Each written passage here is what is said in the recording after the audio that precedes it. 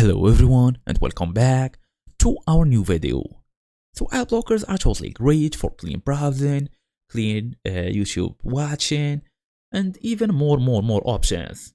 But they can cause internal errors in Perplexity AI. In today's small tutorial, we're gonna go through how to fix ad blockers causing internal error in Perplexity AI fast and easy as usual. Let's get started.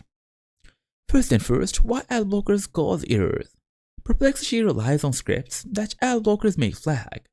In Firefox, for example, users found that extensions like gshelter caused Perplexity to throw errors or claim the browser was outdated. The solution was totally simple: disabling the extension. So, the number one step is to disable ad blockers temporarily.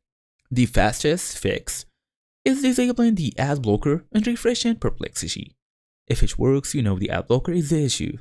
Otherwise, try to add the whitelist Perplexity. I'm talking here about adding the Perplexity app or Perplexity.ai to your whitelist or allow list.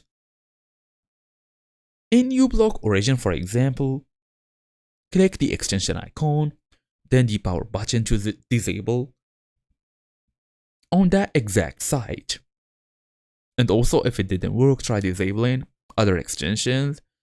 Ad blockers aren't the only culprits or the only problems. In the Mozilla support thread, a user discovered that gshelter, a security extension, was causing Perplexity errors. It was also tested by disabling all extensions, then re-enabling it one by one until they actually found that gshelter was the actual problem. And that's it.